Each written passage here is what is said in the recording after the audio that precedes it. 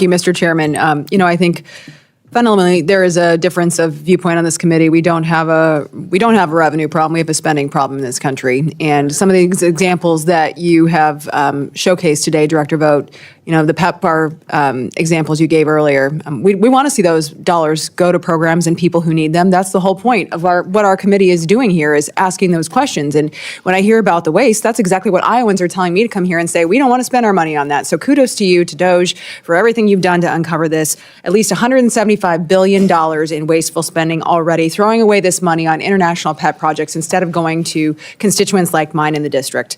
I think it's abominable, and we shouldn't be allowing it. The administration has discovered $300 million of SBA loans that have gone out to individuals under the age of 11, $300 million over the age of 120. The youngest recipient of an SBA loan is a 9-month-old. How does that even happen? Sounds like it's a rhetorical question, but the previous administration allowed it to happen. So how does it happen? Welcome back, Patriots, to the Constitution Corner, the channel where we expose the truth Washington doesn't want you to hear and defend the values that made this country great. If you're tired of the waste, the lies, and the political games being played with your hard-earned taxpayer dollars, then you are in the right place. Make sure you smash that like button, subscribe, and ring the bell. Your support helps us continue to bring you the truth and defend the values that make America great. Well, I think one of the things that DOJ brought to this was a ability to think anew about something and look at it without having had the opportunity to be in this town and be up to speed on all the acronyms, to look at it just flat out. What's the value proposition of what's ongoing here, and what's the process by how it moves through the federal bureaucracy?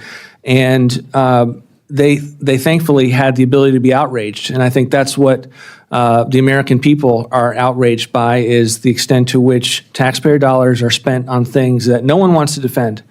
No one pushed back on the examples that I gave with regard to PEPFAR. No one wants to defend that. We may disagree as to whether that's the level of waste or whether that deserves a programmatic cut, but on a bipartisan basis, it's collectively outrageous. You go to any diner in the country, in every town in the country, and you present these examples, and it will be outrageous. And I think that's what DOJ brought to us. And many of us had been in these salt mines for many years. And I think I can't explain why this town needs that dose of reality, but it unfortunately does, and I'm thankful that this administration is giving it. Yeah, keep peeling back the layers of the onion. I yield back. Today, we're reacting to an absolutely shocking and maddening revelation out of Congress, one that should infuriate every single tax-paying American. A member of the House laid it out plain and simple. We do not have a revenue problem in America. We have a spending problem. And brother, is he right? Now listen, every year politicians tell us we need to raise taxes. They say we don't have enough money to fix the roads, help veterans, or defend our borders. But here's what they're not telling you. They're blowing hundreds of billions of dollars on pet projects overseas and failed federal programs that make 0 sense. In this hearing, the congressman praised efforts to uncover $175 billion in wasteful spending. That's just what's been found so far. Think about that.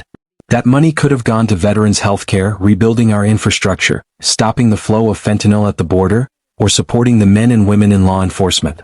Instead, it's being sent to international development projects that don't help a single American. Worse yet, he exposes one of the most absurd things I've ever heard in my life.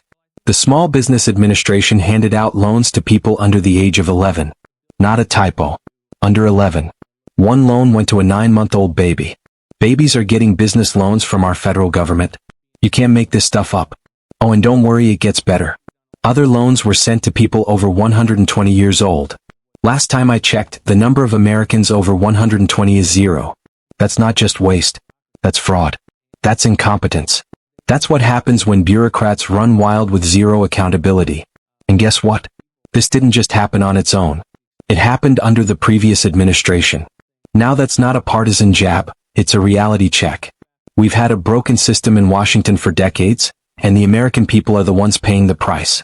One of the most important things said during the hearing was this: you go to any diner in the country and tell people this, and they'll be outraged. And you know what? That's true. Whether you're in Alabama or Iowa, Texas or Ohio, no regular American would be okay with a baby getting a government loan while our seniors struggle to buy groceries. Let's also talk about PEPFAR, the program mentioned in the hearing. This is one of many international aid initiatives that have ballooned in size and scope without proper oversight. These programs often start with good intentions, but without transparency and results, they turn into bottomless pits for your tax dollars. And when Congress starts asking questions, suddenly no one wants to defend them. No one. That's the real scandal here, not just the waste but the lack of accountability. No one is stepping up to defend the decisions. No one is saying, yeah, we thought a 9-month-old would make a great entrepreneur. Because they can't. It's indefensible. And finally, the congressman made a great point about why we need outsiders. People like Doge, as he mentioned, coming into DC to challenge the swamp's way of thinking. These are people not yet corrupted by the alphabet soup of agencies and bureaucratic groupthink. People who can look at a program and simply ask, does this make sense? That's the kind of leadership we need more of. Because Washington doesn't need more lawyers and lobbyists. It needs patriots with common sense and a spine. So what do we do about it? First, we demand accountability. Second, we stop allowing politicians to raise taxes without fixing how the money we already give them is spent. And third, we support the few voices in DC who are willing to tell the truth and expose the waste. If this video got your blood boiling like it did mine, you need to share it. Send it to your friends, your family. Post it in your group chats and let them see what our tax dollars are really funding. And don't forget, like, subscribe and hit the bell. Here on the Constitution Corner, we're going to keep bringing the truth, no matter how uncomfortable it makes the DC elite.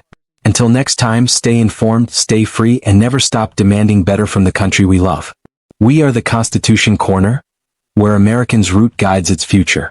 Until next time, stand strong, speak truth, and may God bless the United States of America.